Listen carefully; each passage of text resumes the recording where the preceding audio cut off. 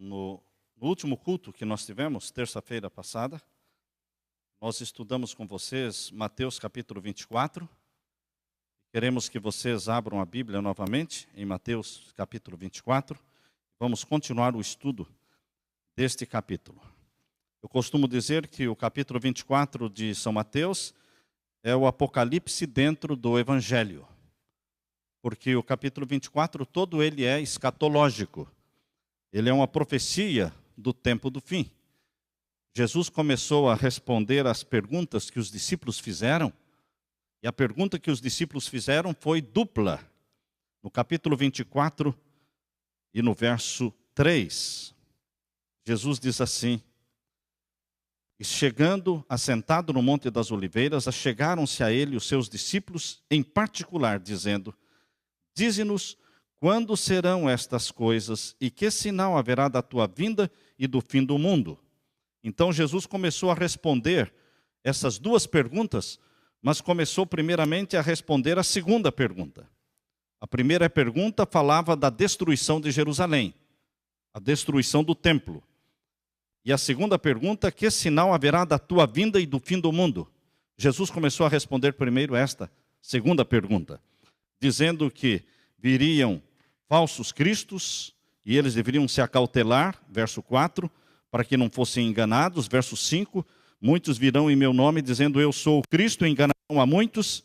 Verso 6, ouvireis de guerras, de rumores de guerras, olhai, não vos assusteis, porque é mistério que tudo isso aconteça, mas ainda não é o fim.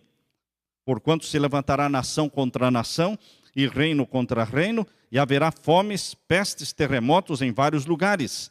Mas todas estas coisas são o princípio das dores, são sinais anunciando que está chegando o momento principal na história da terra, que é a volta de Jesus. E então, diz o verso 9, vos hão de entregar para serdes atormentados e matar-vos-ão, e sereis odiados de todas as gentes por causa do meu nome. Jesus disse que os cristãos, os filhos de Deus na terra, seriam odiados porque são filhos de Deus, odiados porque vivem em harmonia com Deus, obedecendo os mandamentos de Deus, odiados porque são cidadãos do reino de Deus, mas vivendo ainda neste mundo, nadando contra a correnteza deste mundo. Por isso seriam odiados de todas as gentes por causa do nome de Jesus. E nesse tempo muitos serão escandalizados e trair-se-ão uns aos outros se aborrecerão. E o verso 11 diz: e surgirão muitos falsos profetas e enganarão a muitos.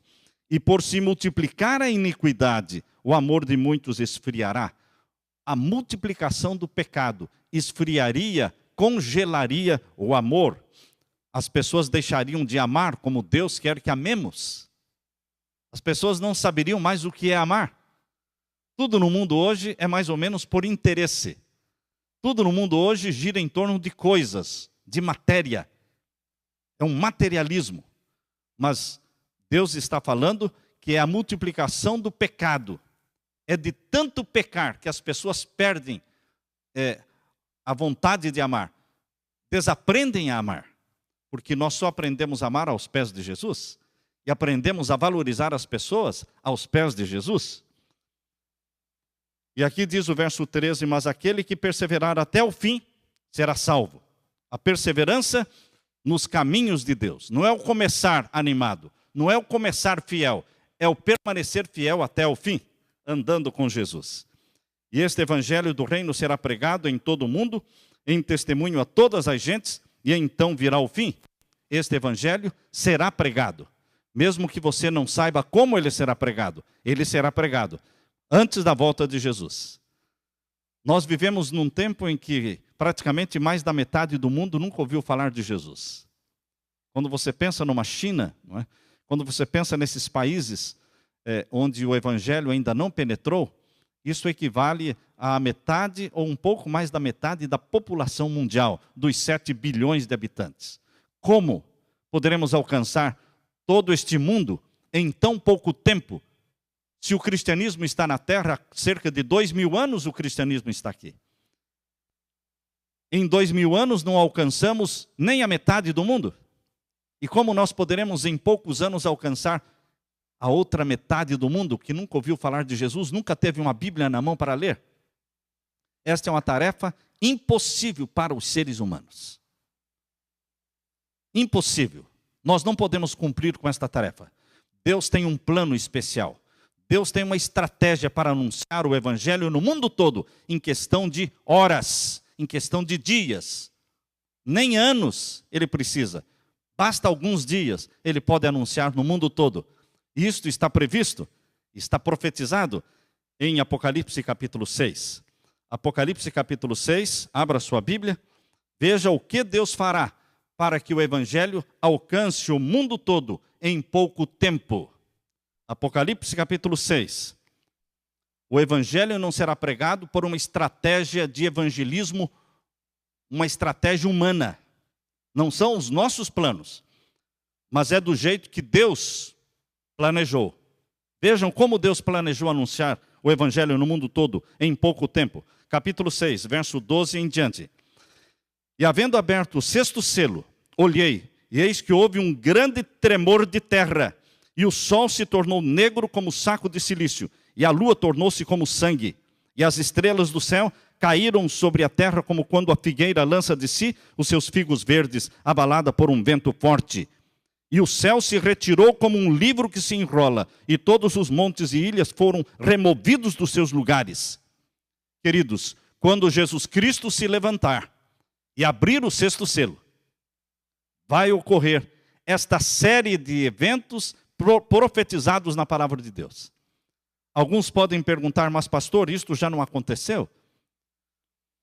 Nós perdemos muito quando nós não entendemos, o duplo sentido, a dupla significação dos eventos pronunciados por Jesus Cristo. Nós perdemos muito na compreensão da profecia quando pensamos, bom, isso aconteceu uma vez, não vai acontecer mais. Decreto dominical aconteceu no passado. Supremacia papal aconteceu no passado. Decreto dominical vai acontecer no futuro. Supremacia papal vai acontecer no futuro. O povo de Deus foi perseguido no passado. O povo de Deus vai ser perseguido no futuro. Mártires existiram no passado. Mártires existirão no futuro. Houve um tremor de terra no dia 1º de novembro de 1755. Houve o escurecimento do sol em 1780, 19 de maio. E houve então a queda das estrelas, 13 de novembro de 1833. Vai ocorrer de novo o sinal anunciando a chegada do juízo dos vivos. O tempo em que Deus vai julgar os vivos será anunciado, será proclamado com sinais no sol, na lua e nas estrelas. Deus anunciou a chegada do juízo dos mortos em 1844.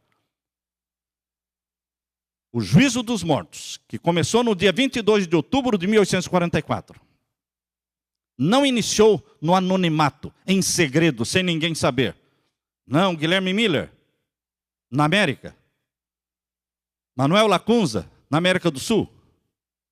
Edward Irving, na Inglaterra. José Wolff, em outras partes do mundo.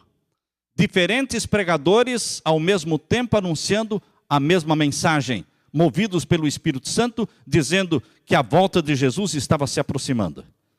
E a volta de Jesus seria por volta de 1844. Mas, queridos, houve um engano, não era a volta de Jesus. Era o início do juízo dos mortos. Quando Jesus Cristo passou do lugar santo para o Santíssimo no santuário celestial. Deus não começou o juízo dos mortos sem primeiro anunciar e proclamar. Deus anunciou através de um terremoto, escurecimento do sol, queda das estrelas.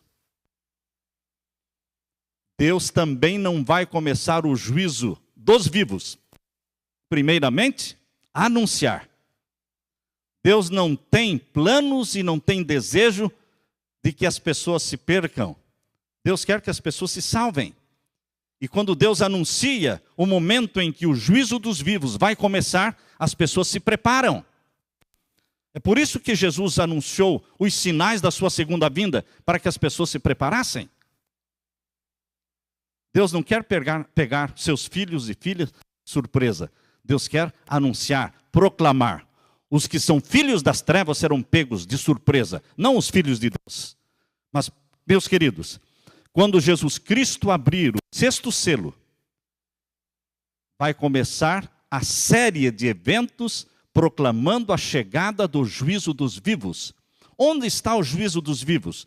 Dentro do contexto do sexto selo. O capítulo 7 de Apocalipse está falando do selamento do povo de Deus. Podem ler aí o capítulo 7. O capítulo 7 de Apocalipse faz parte do sexto selo que começou no capítulo 6, verso 12. O sexto selo começa no capítulo 6, verso 12 e vai até o final do capítulo 7. Portanto, quando você estiver lendo o capítulo 7, se lembre, você não está lendo algo independente do sexto selo. Você está lendo algo que está dentro do contexto do sexto selo. Vamos ler o capítulo 7, verso 1. E depois destas coisas, vi 4 anjos que estavam sobre os 4 cantos da terra, retendo os 4 ventos da terra, para que nenhum vento soprasse sobre a terra, nem sobre o mar, nem contra árvore alguma. E vi outro anjo subir da banda do sol nascente, que tinha o selo do Deus vivo. Olhem que o selo do Deus vivo apareceu no contexto do sexto selo. O selo do Deus vivo tem tudo a ver com o selamento do povo de Deus. Assim como o sinal da besta tem tudo a ver com o selamento dos ímpios para a perdição, o selo do Deus vivo diz respeito ao selamento do povo de Deus para a salvação. E estamos lendo sobre o sexto selo. Quando alguém perguntar, mas por que o sexto selo? E os sinais anunciados aqui do grande tremor de terra, escurecimento do sol, da lua e a queda das estrelas, por que isto aqui está anunciando o juízo dos vivos? Porque o capítulo 7 está dizendo que o selo do Deus vivo será aplicado no contexto do sexto selo. Por isso diz aqui o capítulo 7 e o verso 2. E vi outro anjo subir da banda do sol nascente, que tinha o selo do Deus vivo, e clamou com grande voz aos 4 anjos a quem fora dado o poder de danificar a terra e o mar, dizendo, não danifiqueis a terra, nem o mar, nem as árvores, até que hajamos assinalado nas suas testas os servos do nosso Deus. Deus vai sinalar, Deus vai selar o seu povo na testa, com o selo do Deus vivo. A Bíblia diz em Ezequiel capítulo 20, verso 12, que o sábado é o selo do Deus vivo. Também lhes dei os meus sábados, para que servissem de sinal entre mim e eles, para que soubessem que eu sou o Senhor que os santifica. Ezequiel capítulo 20, verso 12. Ezequiel capítulo 20, verso 20, fala que o sábado é o selo do Deus vivo. Por isso, queridos, que o sinal da besta é um outro dia, não o sábado, é um outro dia santificado no mundo. Existe o verdadeiro dia sagrado de Deus, existe o falso dia, o falso sábado, que é o domingo, é o primeiro dia da semana. Então o primeiro dia da semana se constitui em o sinal da besta, enquanto que o selo do Deus vivo é o sábado. Chegará um momento em que Deus vai começar a selar o seu povo com o selo do Deus vivo. E que cada pessoa na face da terra terá que fazer uma decisão inteligente do que está fazendo. Uma decisão ao lado do selo do Deus vivo ou ao lado do sinal da besta. O sinal de Deus e o sinal da besta não serão aplicados em pessoas ignorantes, em pessoas que não sabem o que está acontecendo. Cada um terá condição de fazer uma decisão inteligente. O mundo todo ficará sabendo qual é o selo de Deus. Eu assisti hoje a entrevista que um jovem que hoje é vice-presidente da Columbia Pictures. Este jovem adventista foi entrevistado por Oprah no seu programa, e Oprah perguntou, mas como você, um jovem cristão, e que guarda o sábado, como é que você chegou nesta posição? Vice-presidente da Columbia Pictures. Ele disse, eu expliquei para eles que eu guardava o sábado, desde a sexta-feira, o pôr do sol da sexta, até o pôr do sol de sábado. Porque este é o 7º dia. E ela então disse, então quer dizer que o 7º dia, o sábado, é o sétimo dia, o que vem depois da sexta-feira? Não é o domingo? Porque até hoje eu pensei que o sábado era o domingo. Ele disse, não. Depois da sexta-feira, ao pôr do sol, começa o sábado. Eu não respondo, eu não leio e-mails, não atendo telefones. É um dia sagrado para o meu descanso, para a comunhão com Deus e com a família. Você conseguiu isto.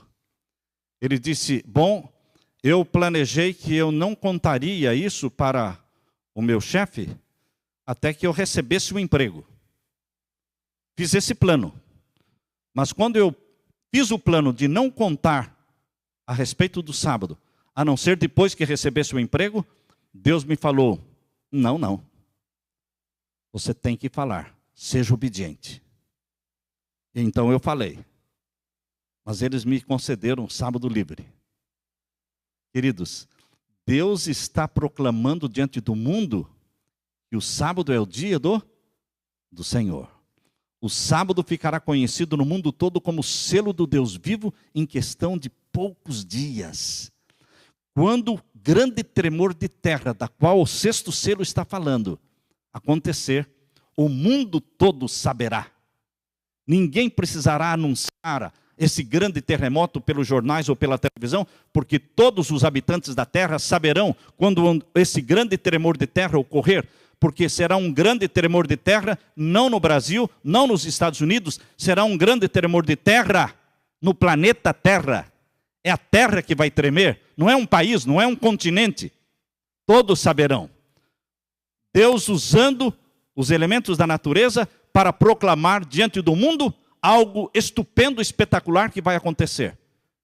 E o mundo todo curioso vai perguntar o que está acontecendo. E o povo de Deus remanescente poderá dizer, poderá contar a verdade. Falar, é o selo do Deus vivo que vai começar a ser aplicado. É o selamento do povo de Deus que vai começar. É a hora do juízo dos vivos. Temei a Deus e dai-lhe glória. Guardem os mandamentos de Deus. Abracem a Jesus como Salvador. E em seguida vem o escurecimento do sol. E em seguida o escurecimento da lua em cor de sangue. E em seguida a queda das estrelas. E em seguida o quê? O céu se retira como um livro que se enrola. Montes e ilhas são removidos dos seus lugares. E o povo apavorado perguntará, o que é isso? E o povo de Deus dirá, esses são os sinais que Deus está mostrando no céu e na terra, dizendo que o juízo dos vivos está chegando. É tempo de julgamento. Mas Jesus é o juiz e Jesus também é o advogado. Aceite a Jesus como Salvador e você estará salvo no julgamento. Não há condenação para aqueles que estão em Cristo Jesus. Romanos capítulo 8, verso 1 diz, não há condenação para os que estão em Cristo Jesus. Por isso, meus queridos, quando esses sinais acontecerem, o mundo todo ficará sabendo. E o mundo todo perguntará o que é que está acontecendo. Em questão de dias, todos saberão qual é o selo do Deus vivo e qual é o sinal da besta. Porque o remanescente de Deus na terra, os 144 mil, proclamarão isto com poder, com inspiração, movidos pelo Espírito Santo. Por isso o evangelho vai ser pregado no mundo todo, em pouco tempo, porque Deus tem sua estratégia. Jesus não vai voltar no anonimato, em segredo. Antes da vinda dele, haverá a conversão de uma grande multidão. O capítulo 7, que pertence ao sexto selo, fala do selamento com o selo do Deus vivo e fala quais são os primeiros que serão selados. Vejam aí, o verso 4, capítulo 7, verso 4, diz quem são os primeiros a serem selados. E ouvi o número dos assinalados, e eram 144 mil assinalados de todas as tribos dos filhos de Israel. O selamento do povo de Deus começa com as primícias dos salvos vivos. E as primícias dos salvos vivos são os 144 mil. São os primeiros a serem selados. São os primeiros a proclamarem o alto clamor, sai dela, povo meu, e una-se aos que guardam os mandamentos de Deus e têm o testemunho de Jesus. Depois do selamento das primícias, que são 144 mil, vem então o selamento da grande multidão que ninguém podia contar. A grande multidão de conversos da hora undécima, da última hora. Vejam no capítulo 7, ainda dentro do contexto do sexto selo, capítulo 7, verso 9.